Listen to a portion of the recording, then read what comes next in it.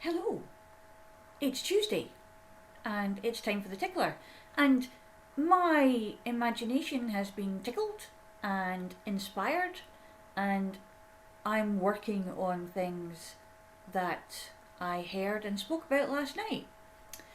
Now, as in the written introduction for this, last night I was actually invited onto a podcast, and someone that I met, as is happening at the moment, via Zoom, via the internet.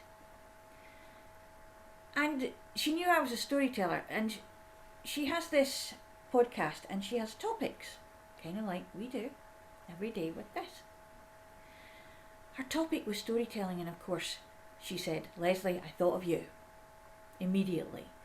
I'd really like you to be on this." And I said, "Yes, definitely, love the opportunity to tell a story." However, it was after that I thought, what time is this going out at? And of course, it was kind of late for me. It was 4 o'clock in the afternoon for them, but it was 1 o'clock in the morning for me. So I was up late last night. But it was brilliant, because we were talking about creativity and flow yesterday, and we were talking about the full moon and the waxing and waning, and we were understanding that when the moon is waning, it's the time to let go of being small, being silent, not using your voice to its full power. And interestingly enough, and I love the way the universe does this, it came about that I was in a room with 3 women who were talking about the voice, our voices, our power, our inner selves, cross-culturally. Tanya Ko Hong was talking about Korean women and how they are suppressed emotionally and psychologically to not speak their truth, to not show their fear, anger, distaste of anything. They're supposed to be all just sweet and beautiful and doll-like, have no emotions.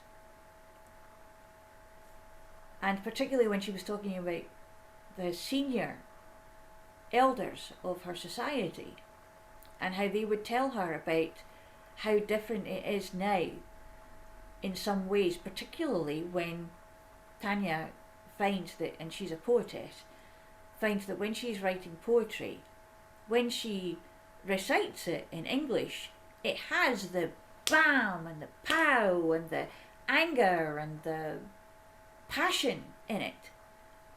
But when she says it in Korean, it's very soft and gives a completely different feel to it. And so her cultural norm takes over for that, and she finds that really intriguing, as do I. It has been said that when I speak French, I'm softer. Yes, it does happen. And I recognise that I can be saying things differently because I'm having to think about what I say before I say it. Saying things in another language means that you're having to say different things, and your voice changes because there are accents and tonalities to take into consideration. So we were talking about this, and we were talking about how many of us don't actually understand that we have a voice, that we have a story to tell. And yeah, many people say to me, "Oh, not everybody's got a story. It's only certain people, special people, who have stories to tell." Actually, everyone has a story to tell because we're all special in our own way. We're uniquely us. And that's something that we have to remember. We all have inside us stories of our experiences, and they are subjective to us because they're coloured and toned and framed by our emotional state at the time of the happening, the event, whatever it is that we're experiencing at the time. It may well be that when you see a film and it's happened to me a couple of times, that depending on the mood I'm in, it's supposed to be a comedy, and I'm like, this isn't funny. But then another day I would go and I would be on the floor, tears streaming in my face. It depends on how we feel, how we are experiencing the space and time, as to how creative we're going to be in allowing it to affect us one way or another. And that's where the memory comes in. But Tanya and Jennifer Navrette too, we were talking about the fact that some people just can't find their voice. And how could they express their story if they couldn't find their voice? And actually, creativity takes us into flow, and we can demonstrate our story. Absolutely. We can paint it, we can draw it, we can sketch it, we can sing it, we can write poetry about it. Or we can go into the garden and we can build and design a garden that actually, when we just do it, go out there and just connect with the space, our story will spill through in the plants that we choose to plant, how we're feeling when we look at them, to buy them, to grow the seeds, to take things and nurture them, and we're putting all of our energy into that moment in time and building this space, which is actually mirroring how we are feeling inside and showing everyone what's in our garden, because we are planting our garden with all the seeds and all the plants that show our experiences in life. And it's very abstract, yes, but that's the great fun about it, because you're actually producing your story. You're telling a story about this summer it's going to be looking like this. And you're kind of going a little bit forward, but you're planting that seed to those seedlings, the bedding plants. You're arranging colours. You're making it look the way you want it to. And sometimes you're putting in a little surprise in there. And that's the most amazing thing, because sometimes when you plant seeds, you really don't know what's going to come up. Sometimes, if you're anything like me, and you've opened the seed packet and you've not used them all, and you pop them into something, and the seed packet is a little bit open, and they get mixed up.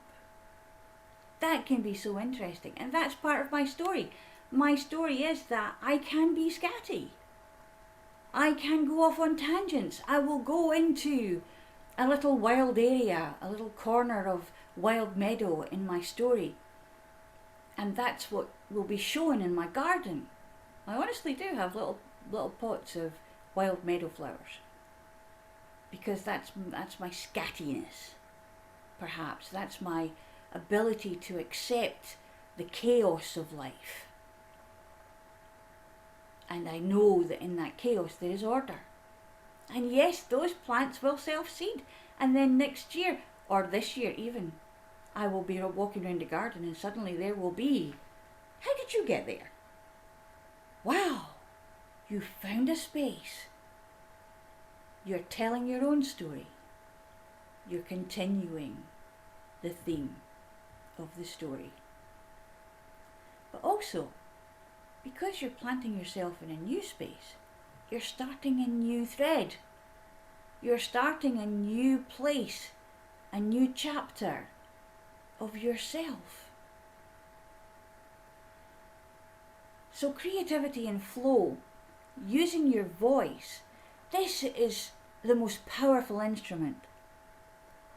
But to learn to actually allow yourself and give yourself permission to use it can sometimes take us by surprise in the way it becomes.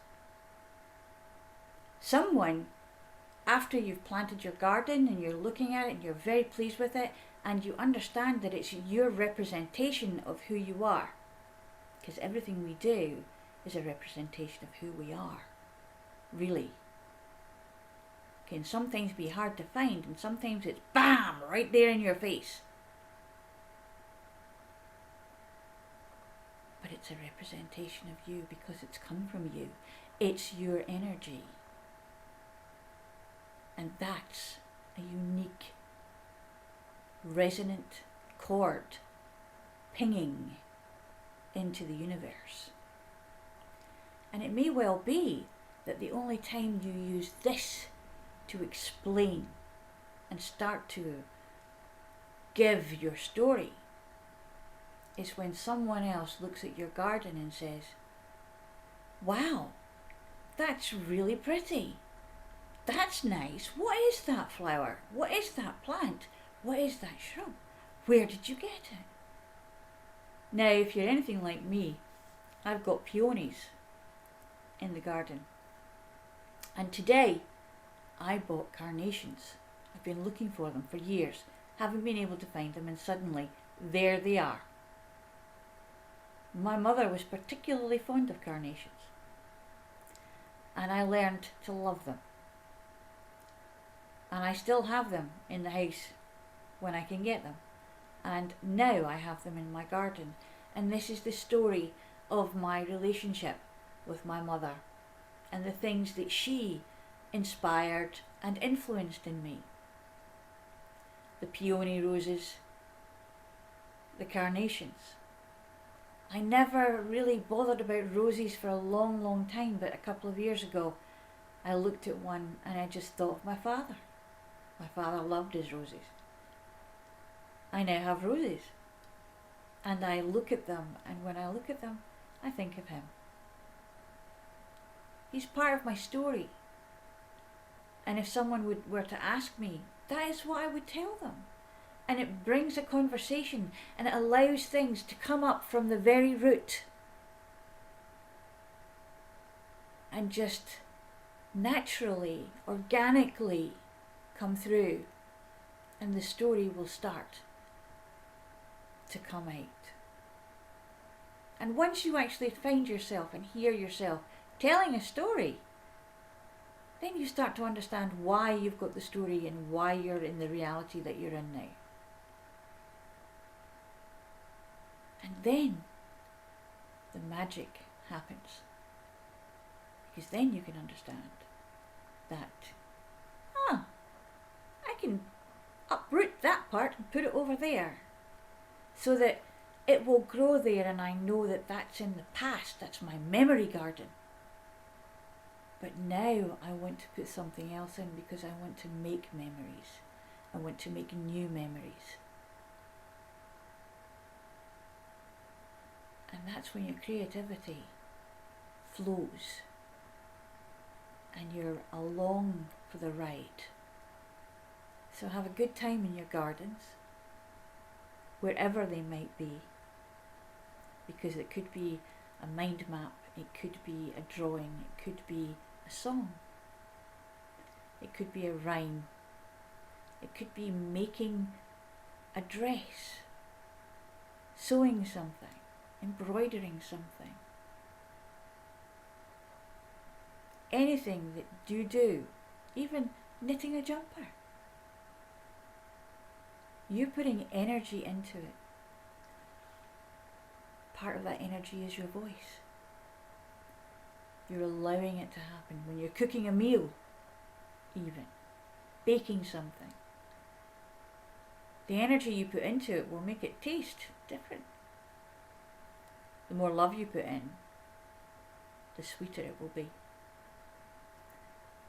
And the same goes for your garden, for anything that we do.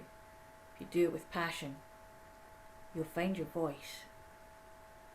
And it may be something that you show rather than something that someone hears. But eventually, this will open and the story will come forward. Have a good day. The podcast is actually on the page. The link is there. Have a look.